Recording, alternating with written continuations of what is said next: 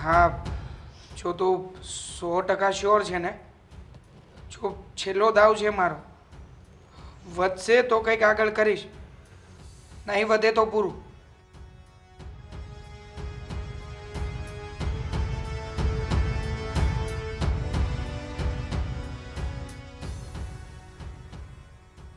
લઈ લીધો. ડન.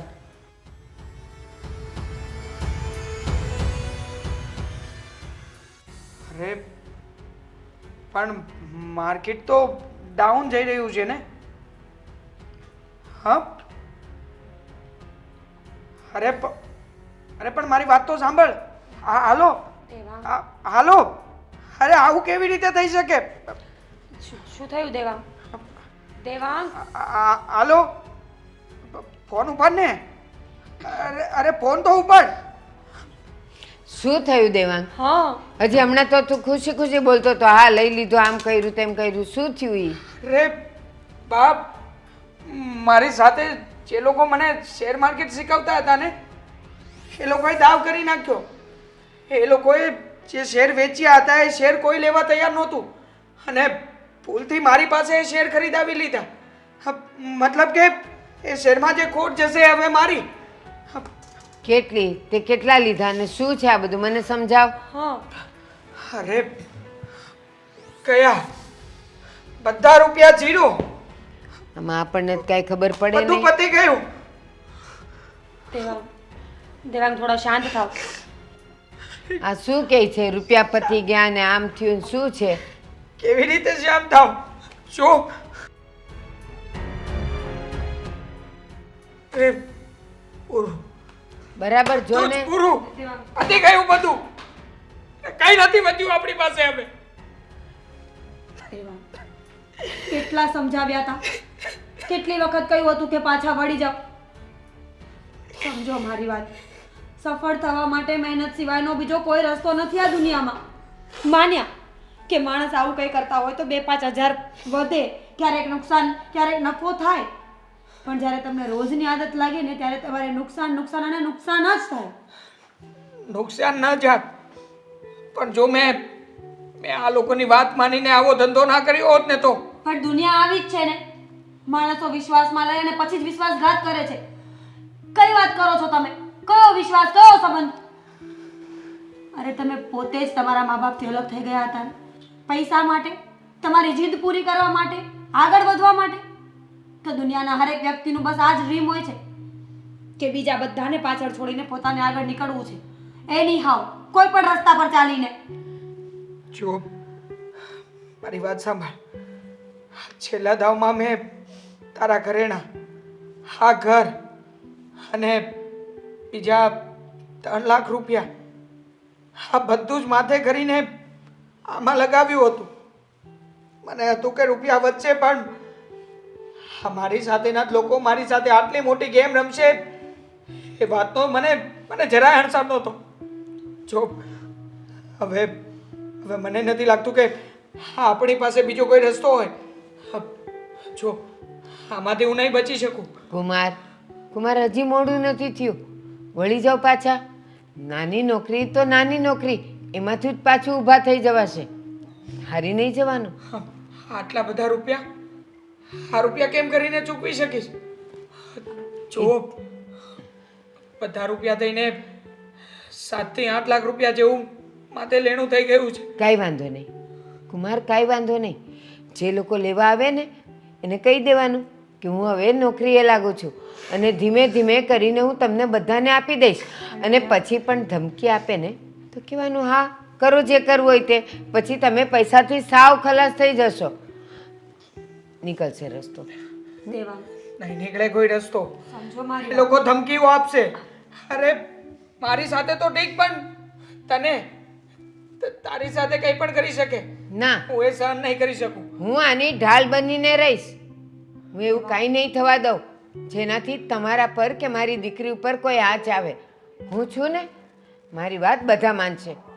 દેવાંગ, મારા ઘરેણાના રૂપિયાની વાત હોય ને તો ભલે ગયા, આપણે બીજા કરાવી લઈશું.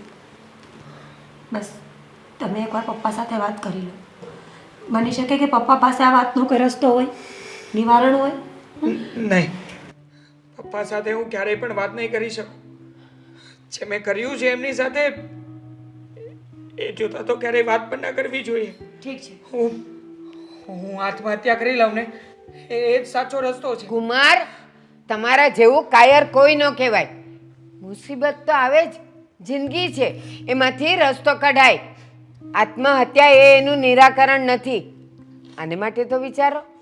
આ મારી દીકરી છે એટલે કહું એમ નથી, પણ કોઈ પણ પતિએ આ રસ્તો તો ન જ કરાય.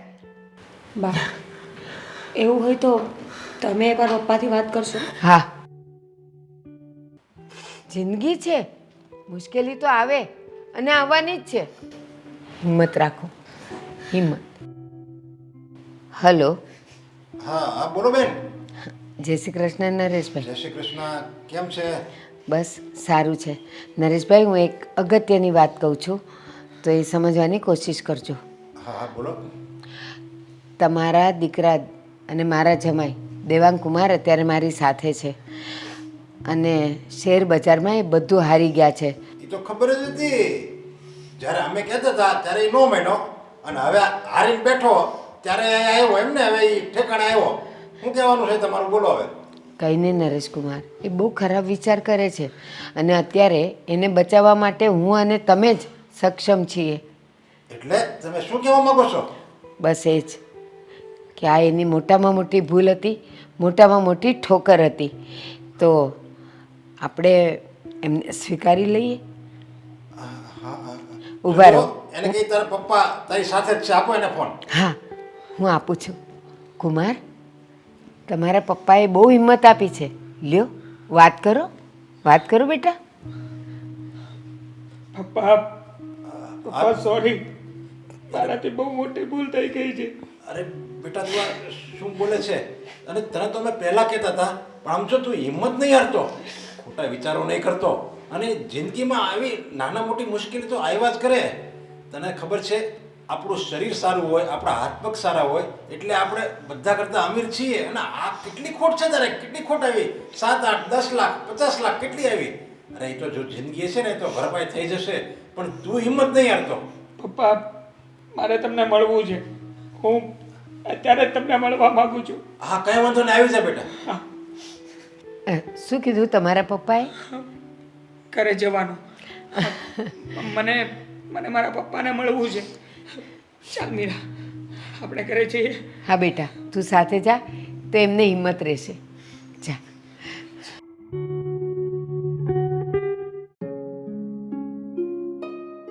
બોલો, ખાલી ડબ્બાઓ પણ સાચવીને રાખ્યા છે. હા બોલો. બેટા, હા હા બોલો બોલો. તારી સાથે થોડી વાત કરવી છે. હા તો બોલો, સાંભળું છું. જો જય સાથે તો વાત થઈ ગઈ પણ તને કરવાની બાકી છે. આ ધીમે ધીમે વિચારી વિચારીને બોલી રહ્યા છો ને એટલે નક્કી મારા જેઠજીની વાત હશે.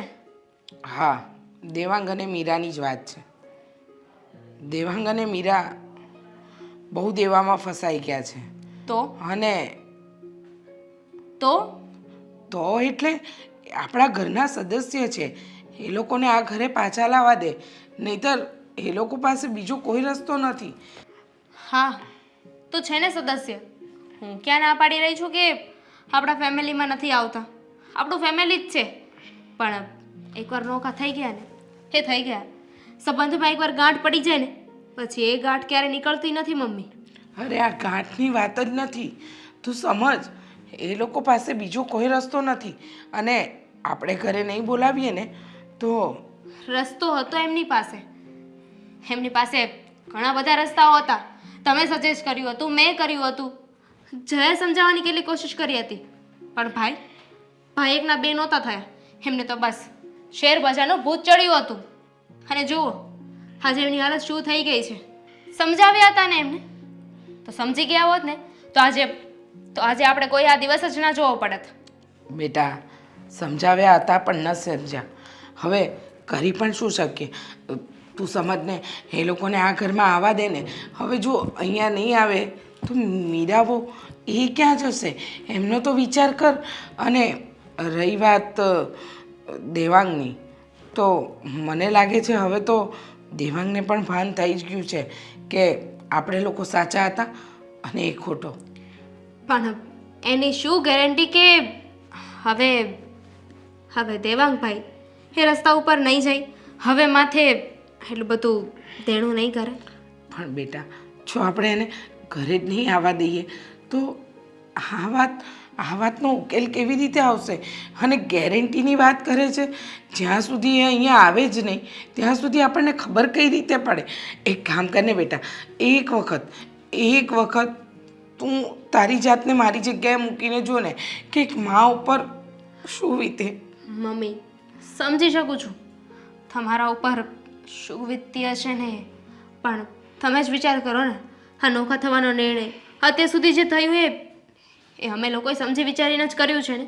અને અમે તો દેવાંગભાઈના સારા માટે કહેતા હતા ને.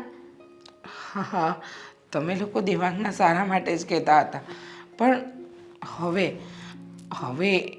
વાત એનાથી પણ આગળ વધી ગઈ છે. એને આ ઘરમાં લાવવો પડશે.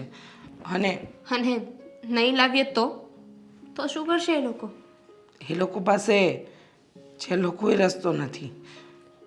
આપઘાત કરી લેશે, કા પછી કોઈ કૂવો પૂરશે. બાકી ના મમ્મી, એવું કાંઈ નહીં થાય એટલી પણ નિર્દય નથી હું.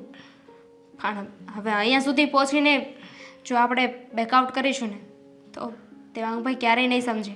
તમારી વાત થઈ એમની સાથે, એમને કહ્યું કે એમણે જે પણ કર્યું એનો અફસોસ છે, કે પછી એવું કહ્યું કે મને થોડા પૈસા આપો, હું શેર બજારમાં રોકું, એના ડબલ કરીને આપીશ. આવી કોઈ જ વાત નથી થઈ. પણ મને જે રીતે સમાચાર મળ્યા છે ને એ પ્રમાણે હું કહી રહી છું કે આપણે દેવાંગ અને મીરાને આ ઘરમાં પાછા લાવી દેવા જોઈએ. સારું, આ બધી વાતમાં મારે શું કામ માથું મારવું જોઈએ? તમને લોકોને જેમ યોગ્ય લાગે એવું કરી શકો છો. મારા ફર્ઝમાં જે આવતું હતું એ મેં કર્યું અને કીધું. મેં તને વાત કરીને દેવાંગને બહુ પસ્તાવો થયો હશે. હા, એ કહેતો હતો કે ઘરે આવે છે. હવે આવે છે તો જય અને દામિની વહુ તમે સરખું વર્તન કરજો. જોઈએ ને મમ્મી, પહેલા એ લોકોનું વર્તન કેવું છે પછી નક્કી કરીશું અમે. એનો અરે એ લોકોને પસ્તાવો છે જ, અને ખાસ કરીને દેવાંગને. એટલે વાતને આગળ વધારે નહીં વધારતા. મમ્મી, પપ્પા, અરે બેટા તું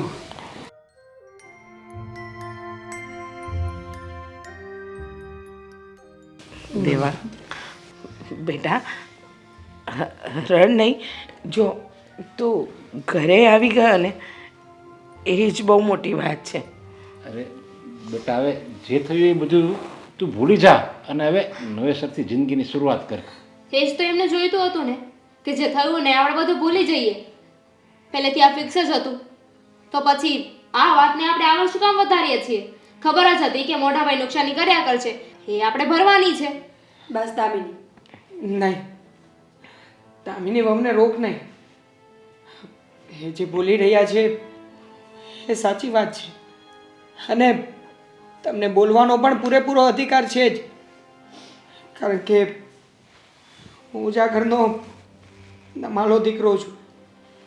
મેં ક્યારેય પણ ઘરમાં ઘરની જવાબદારી પ્રત્યે કે પછી ઘરના લોકો પ્રત્યે ધ્યાન જ નથી આપ્યું. બસ માત્ર ને માત્ર શેર બજારમાં હું સફળ થઈશ, મારા લગાવેલા રૂપિયાને હું ડબલ કરીશ, આવી આંધળી ભ્રમણામાં હું હંમેશા જીવતો રહ્યો. અને જુઓ ને, આજે એના કારણે જ મારે આ દિવસ જોવાનો વારો આવ્યો છે. જુઓ, મારી પાસે મારું કહેવાને લાયક હવે કંઈ જ નથી, એક પણ વસ્તુ નહીં. અને માથે 8 લાખ રૂપિયાનું દેવું. મારે તો આ ઘરમાં પગ જ ના મૂકવો જોઈએ. શું કરું? મરવા સિવાય બીજો કોઈ જ વિચાર નથી આવતો. અને એટલે જ મને છેલ્લે છેલ્લે પણ મારો પરિવાર સાંભળ્યો. બેટા હવે તું આ બધું ભૂલી જા અને આ તું જે રૂપિયાની તે જે ખોટ કરી છે ને એ તો હું બેઠો છું ને, હું બધી ભરપાઈ કરી દઈશ. હું પણ છું ભાઈ. તારો પરિવાર તારી સાથે છે. તારે એકલું પડવાની જરૂર નથી. મને ખબર છે કે તું થોડો ધંધામાં પાછળ રહી ગયો હતો એટલે આ શેર બજારના રવાડે ચડ્યો. પણ ભાઈ આ મુશ્કેલીના સમયમાં પરિવાર જ સાથે આવશે. નાનકા, આ તું બોલી રહ્યો છે? હા. અરે નાનકાએ તો બિચારાએ 3 લાખ રૂપિયા પણ આપ્યા હતા. બહુ ભલે બુરી કીધી હતી તને. નાનકા, તું આજે નાનો હોવા છતાં પણ તારા વિચારોને લીધે મારાથી મોટો સાબિત થયો છે. મને માફ કરી દેજે ભાઈ. તારે હાથ જોડવાની કે માફી માંગવાની જરૂર નથી. તું મારો મોટો ભાઈ હતો, છે અને રહીશ. મને આજે પણ યાદ છે જ્યારે હું નાનો હતો ને જો ભૂલ કરતો ને ત્યારે તું જ મને સીધા રસ્તે લાવતો. અત્યારે તે ભૂલ કરી અને હું અને પપ્પા બંને ઊભા છીએ તારી સાથે. હા દેવાંગ, હવે જેની પાસે આવો ભાઈ હોય એની આંખમાં આંસુ થોડા આવે. હા મી, તમે પણ મને માફ કરી દેજો. રડ નહીં બેટા, બધાએ તને માફ કરી દીધો છે. અને સાચું કહું ને તો આ તારા નાના ભાઈ ભાભી એ તો એમની મોટપ જ બતાવી છે. અને અમારા માટે તો હજુ પણ તું નાનો જ છે. ભૂલ થઈ એને સુધારીશું સાથે મળીને. અને ભૂલ કર્યા પછી જેને પછતાવો થાય ને એ બીજી વાર ક્યારેય ભૂલ નથી કરતો. અને તારી આંખમાં અત્યારે હું પછતાવો જોઈ રહ્યો છું. તેવા મેં કહ્યું હતું ને કે પરિવારથી વધારે કોઈ સપોર્ટ ના કરી શક્યા દુનિયામાં. હવે જે થઈ ગયું એને ભૂલી જાઓ. પૈસા ભરવા માટે પપ્પા અને ભાઈ છે અને મારા ઘરેણા ગયા ને એનો મને કોઈ અફસોસ નથી. મારો સાચો શણગાર તો તમે છો. જો તમે મારી સાથે હશો, મારો પરિવાર મારી સાથે હશે ને તો મારું બધું એમ કેમ છે.